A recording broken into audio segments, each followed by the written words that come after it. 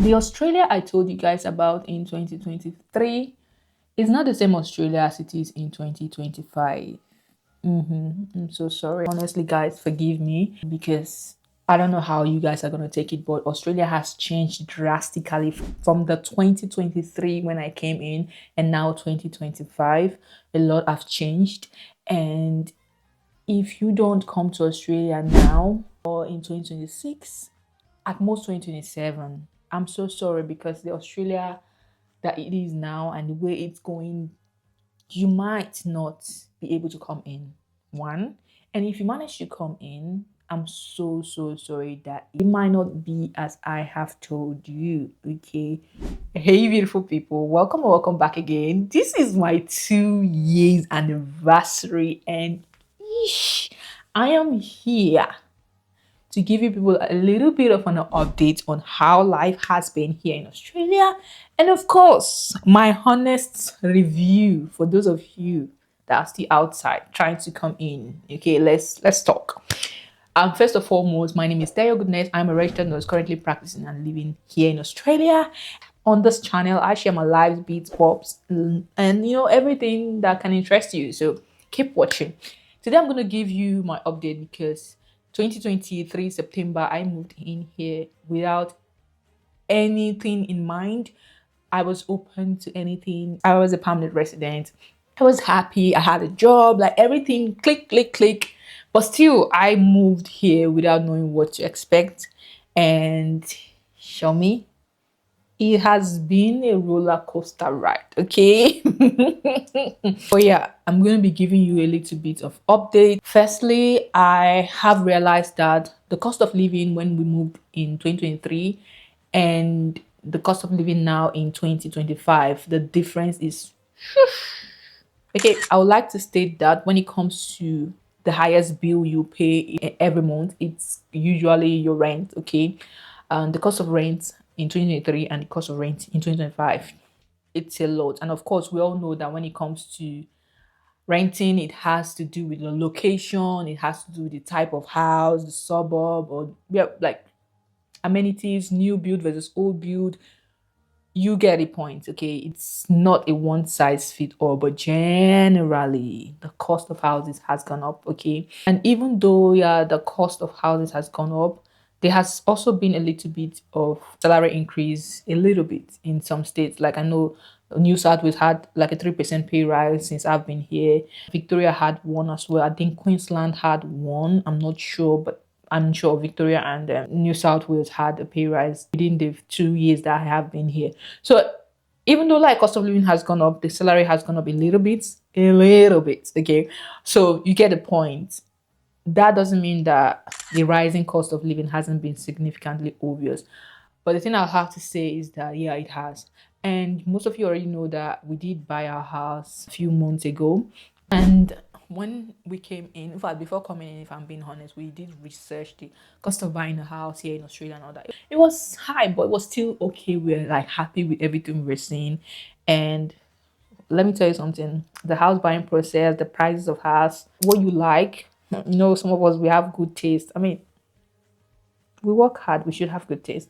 But the kind of houses we saw in the suburb we wanted to buy, the ones like the prices choke like it was here, but we're grateful to God for provision anyways. Like what I'm just trying to say is that even when we were looking at buying in 2023 and now 2025, the difference of house prices has really gone up. So I would like to say that yeah, you have to prepare for it. Of course, if you go further from the city, further from the main towns, you're gonna still get something really affordable. But generally, like wild, like based on evidences and like research, the whole price of houses in Australia per se has really gone up. Okay. So yeah, that's reality check for you if you're coming in now. Just know that yeah, what on the gas? What I've also noticed is that the buying of food and like groceries, I've realized that it's now cheaper. I'm not like it's cheaper, but when we came in 2023, of course, we didn't know like some tricks. I mean, we have learned more now. Like we now know the seasons to buy like tomato, the seasons to buy fruits. Like I told you guys in my first videos that fruits are very expensive now, right? But now I take that word back. If you know the exact places to buy fruits in Australia, they are very, very cheap. Now we go to big farm markets, we buy in bulk, we buy goats in bulk. You can get goat for as cheap as like full goat for like 70 to $100. Like things are now a little bit better. Like that first year we came, we were buying in the malls and we were like, and now like things are much better. We buy in bulk now. Thank God we now have loads of spaces, so we buy things in bulk, and it does save us a lot of money. So yeah, and for me, career wise, I have like gone into travel nursing full time. Before now, I did try to like get a job in something out of healthcare. I have tried, but I don't know. One, I didn't get like called back, and at the point, I just stopped applying. I felt like maybe that's not something I really want to do at this point. So maybe nursing is just what I I don't know. I don't know. I was trying to do nursing part-time. I know I did tell you, but when I was doing my master's in nursing, I went part-time, and now I have gone full-time traveling to just work around my school. Okay. When we have major classes, I'm back home and there's time. I'm traveling. So what I would say is that I feel if you don't have Australian experience, getting into certain sectors is not that easy. Not that it's impossible, okay, but because I'm coming with a nursing background, getting a job in something not in health completely has been mine. Okay, I'm not saying for everybody. It's been a little bit tough on my side. So yeah, but I'm not giving up. I'm still going to try, because when you come to Australia, you realize that there are so many other jobs that pay really, really higher than nursing and are less stressful. So sometimes people want to dip into those ones. But yeah, I don't have the necessary certification, if I'm being honest, to get those jobs. I am saying if I finish my master's, I might try create some time to do those courses and try applying again. But I just tried my luck and I didn't get called back, because guys, the volume of application for those jobs are really up there. That's it for it. But now I'm just focusing on finishing my master's, because at the end of the day, nothing is gonna be finish my master's and keep traveling. But when it comes to traveling, I haven't done any international traveling since this year. Okay, when I came last year, I did 3 international travel, but this year I haven't been to any international country, which I am so sad about. But hear me out. First of all, I've just been busy with like this home buying process has taken a lot of my time, if I am being honest, and also settling in and all that. I have had like 2 projects back home. I finished one already, thank God. Like I'm so happy. And one more is still on the way. So financially, I have like been everywhere. Also, I've had issues with my passport. So if you follow me on my Facebook, you realize that my passport has expired and I've had issues with my NIN. I mean, I don't even want to start with this video. But anyways, hopefully I'll sort that out. And I don't know if I will be able to sneak in a international vacation this year. But that aside, I've done local travels. Like I've gone to Queensland, Tasmania, and I've been to regional New South Wales. I've been to regional Victoria, and most of the times I have gone for job because I'm a travel nurse. So yeah, and I use the opportunity to see around. So I've done like local travels, but I really need that international trip feeling because I've missed it, if I'm being honest. But yeah, that is that about it. And the question is, people coming into Australia, please know that it is not getting the visa and all that, even getting jobs is not as easy as it used to be. Like a lot of people are now complaining on how impossible it is to even get an interview. That's the reality now. Okay, jobs are tightening up and employers are not willing to give like sponsorships like they used to.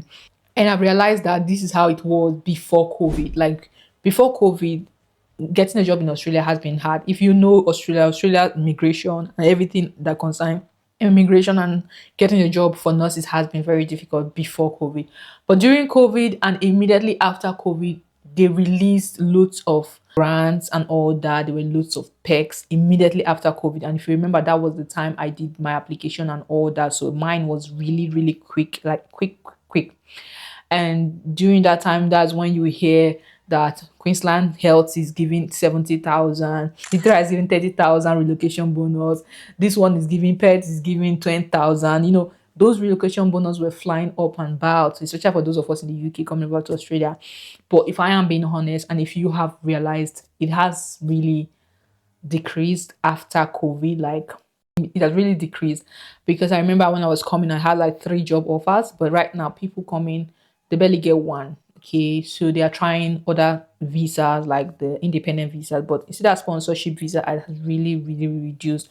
But that's what's happening now. So the long wait time and all that, even if you want to come, please do come. I know there's a video I made that I told people, oh, don't come to Australia if you're not coming with your PR. And honestly, I still stand by it, because I mean, I don't want to make this video about that, but do your research and choose what is best for you. Okay, if you want to come with your 482, it's up to you. I'll still leave that video. That video is still very valid, but I'll say now it's hard to get PR. So if you think that you want to just wing it, wing it. Okay, but just be responsible for your decision. If you want to wait for that long to get PR before coming, do it. But just know the pros and cons and choose what's best for you.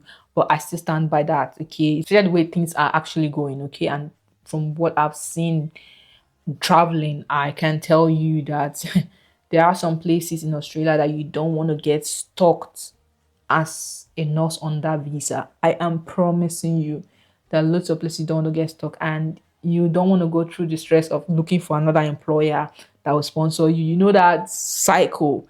Let's end the UK, I beg you. But the choice is always yours to make, okay?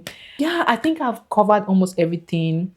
Let me know if you have any questions about that. I did ask a few questions and I'm going to be answering that question now. So, is the grass actually greener? Yes, yes, yes, it is. It is. It is. I'm better financially, happiness wise. I am much happy. Time at home, like I don't really have to. I don't know how to explain it, but even though I do travel nursing, I still feel like I'm more rested. I'm always more at home, because sometimes I go off for few weeks to months and I come back and I'm home for months as well. So on that time I'm home, sometimes I don't go to work, and sometimes I do pick PRN here and there, but it's optional because I've worked a lot during the time I'm traveling, and you know the pay for traveling is way higher. So it feels like I've done much work when I haven't. So if that makes sense. But that has been it for now. I also want to say, yeah, I have just gotten a car. I haven't filmed the video yet. I'm gonna post the video. But yeah, I have gotten a sweet car. And yeah, so that's the 2-year update. Life has been good. Life has been good. And let me know if you have any other questions. Did I scare you with my intro? Because I feel like sometimes you have to start these videos and then note that people would be interested to watch. But I'm sorry if I did scare you. But yeah, Australia is still one of the best things that's happened to me. The difference is, for me, like I say, I love it. I love it here. It's not the perfect place, but for me, I feel it's perfect because there's some kind of experience you've had in other places, and when you come to somewhere, you appreciate something better. And I know it might not be the case for everybody. That's why relocation is a personal journey.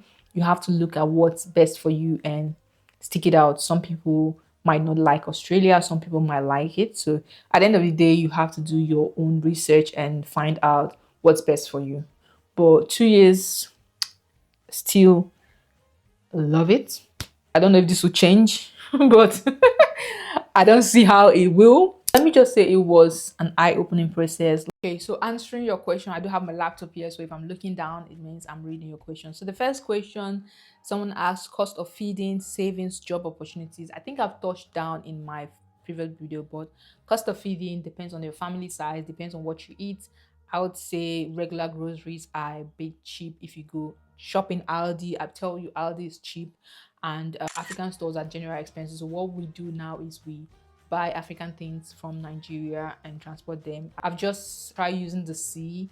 I'm going to give you one update. I don't know how it is until I get my stuff before I can recommend them to you. Savings, I feel like I've saved a lot more, achieved a lot more when it comes to finances. It all depends on you, your discipline. If you don't give into lifestyle inflation, you'll be fine. You'll be able to save because Australia is a very good country. There's always avenue for you to increase your take home pay. There's avenue for you to save. There's avenue for you to like be financially buoyant. Okay. Job opportunities, I've also touched down on that. It's good, but it's dying down. Okay, but that's just the reality. I think it's just everywhere at this point because I see people in other countries complaining too. So yeah, someone is asking very minimal nurse sponsorship jobs for Australia nowadays. Do you know when it will increase again? I did touch on this also, but I do not know, to be honest. I cannot predict the future. At this point, I'll be honest, even when you are here in Australia, I've seen people that are struggling to get nursing roles in the hospitals they want, especially when it's a permanent role in a government hospital. It's not as easy, especially when it's in a busy city like Sydney, Melbourne, and Brisbane. Okay, if you are in the regional area, getting a job is not that hard. So that's why people would say, okay, if you don't get in the cities, try applying to regional areas. You might be lucky to get a job from overseas. But the thing is, most people don't want to live in regional areas, so something has to give. Okay, but yeah, I don't know when it's going to come up, but hopefully something comes up soon. Next question here says, for APRA registration, if you do stream A, do you require IELTS to register with APRA? If you do stream A and you have practice in an English speaking country, which you would if you fall under stream A, you would not need to provide that. You would only need to provide an English test when you apply for your visa. The next question says, how easy is it to get an African hair braider? A good question for me because I don't have my hair braided. I would say, from my experience, it's easy. It depends on your location, okay? So it depends on where you're going to, but it's easy. But I found out that most of the braiders here in Australia, if I am being honest, one, they are extremely expensive. They hike their price, and if I am still being honest, they are not good with what they do. I'm not even joking. Like, legit, the braids are not eating. And if you finally find someone that knows what they're doing, the price is like times two of what a normal person would do for you. I mean, I get it, people pay for their words, but I've also realized that the attitude of some of them, I've been lucky with my braiders. Most of my braiders that I have gone to, some of them, their attitudes are, and I always go back to them. But generally, lots of people just complain, and like, I don't know, people complain a lot, and it's not been my case, but that doesn't mean I am not paying attention to the environment. Lots of people say the braiders are not nice per se, but I think I have just been lucky with people I braid hair for. But I would say, yeah, the braids here, compared to my experience in the UK, I would say I prefer the braiders in the UK because they were more affordable, and I feel like their customer service were nicer, or just maybe my experience, but it's like this, okay? And the next question here says, looking for quick PRO, should I move to Canada or Australia? I'm tired of this UK rules. Well, to be honest, things have changed. Australia now, getting PRO, you need to wait for months now. It's not as easy as 6 weeks when I did mine. So yeah, I don't know for Canada. I haven't really looked at the immigration part for Canada, but now in Australia, you might be waiting for 6 months to even 1 year. Like, it's like that now. Okay, so I don't know, but if I'm to choose between these two countries, I'll tell you, with what I've seen online with Canada, come to Australia. I'm begging you. I'm not being biased, but I feel like a lot of people experience should teach you a lot of things. Be careful. Look at what's happening in the people that have moved to Canada, and look at the job market now. Anyway, it's up to you. I haven't been to Canada, so I can't say, but definitely come to Australia. The next question here says, good morning, Osteo. Please, what are my chances of working in Aussie with a physiotherapy degree? Very, very high chance. I've done a video on how to move to Australia as a physiotherapy. I'm going to leave it somewhere in the comment section. Definitely, there's high chance, there's job, there's good pay. High pay, let me not even say good pay for physios, and opportunity for you to have your own clinic. So why not hop on it? Yeah, the next question here says, how much do you need to set up your own house? Do you have to save to do all of it? Yes, I wanted to do a video on the whole house buying process, but to be honest, I haven't received loads of questions regarding that, and I do get it. Most of the people following me are just coming in, and buying a house is not on their budget now, and most of the people watching are still outside trying to come in. So I didn't really get that much question about buying a house here in Australia, so I just remove that idea of doing a video on the buying process and all that. But if you watch this video to this point and you really want to know, let me know. I'm going to do a video because it's very detailed and I can't fit it into this video. But I did touch a bit about it, right, in the whole, but I will do a video if I get more requests. So the next question here says, where is the best area for settlement in New South Wales aside Sydney, please? As you know, so yeah, Sydney is very expensive, and if you're very tight on budget, I would say Sydney is not for you. But aside Sydney, where can you move to, or where can you reside? I would say Newcastle, I would say Wollongong, I would say anywhere 1 hour away from Sydney is fine. But if you really want to go regional, Wagga Wagga, I've been to Wagga Wagga, it's not too bad. And most big regional town in New South Wales is not bad, but you have to read about the exact place you're going to. You don't want to go to somewhere you might not like, or somewhere you have to drive hours just to get one shop. Please, I always tell you people that rural area in UK is different from rural area in Australia because of how massive Australia is. There are some parts of Australia that you might go to live and you would always feel like you need to leave because of how it is. Definitely make your research.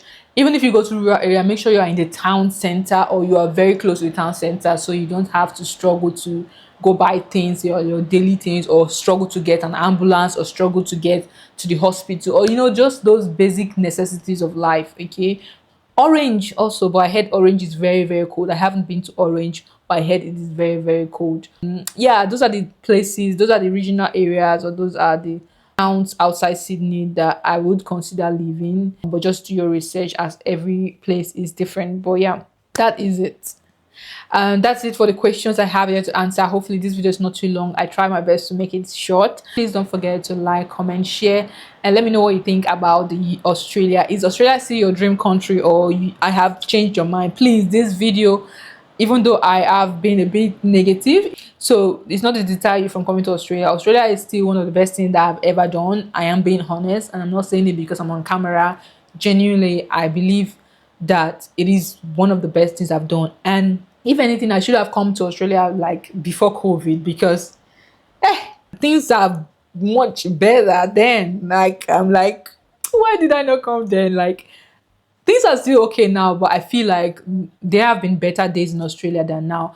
Most of you have seen the recent, they did have like a protest about immigrants in Australia. Most of you must have seen it, but I didn't like see any of them because I didn't go out that day, if I'm being honest. But I haven't experienced anything racism per se, but we see it on the internet, like, go back to your country. Even when we got our house and then we posted it online, there were comments like, oh, you are increasing the homelessness in Australia. Oh, the main Australians cannot get a house. And mind you, these comments are not coming from main Australians, because we know the main Australians. And that's one sweet thing about Australia, is that we all, most of us, if you're not a native, you're not an Aboriginal, if you're not the First Nation, you are an immigrant. So most of those comments are coming from people that were born here, but they are still immigrants, if you know what I mean. Like that, those comments are coming from immigrants as well, but just because they have stayed here longer than I have, they feel I am the immigrant, if it makes sense. But I feel like that's the least of your worries. Yeah, they are there. Racism is everywhere, like, as you can tell, but I don't think it's that pronounced yet in Australia. It's still very subtle, but personally, I haven't really experienced anything out of the normal. And I know a lot of people will still ask about snakes. I haven't, because I know this is a very big thing for people. 2 years in, I haven't seen any snake. Most of you know I travel. If you follow me on Instagram, I go out a lot. I go into the bush a lot. I do loads of hiking. When I go for my travel contract, some places are very remote. Okay, but still I haven't encountered. Maybe I've just been lucky. I don't know. I have just been lucky. And sometimes when I go to the bush, I'm like, hopefully today's not the day I see a snake. And I don't know, maybe I'm just Abba's favorite. I haven't. But well, that's just my reality. I feel like anytime I do see, I will definitely update you people. But yeah, I feel like that's one of the least of your worries. And of course, know the state you're going to. There are some states that have these snake appearances more often than some. So just do your research and know which one, if that's very important for you. But yeah, thank you so much for watching, and I'm going to see you guys in my next one.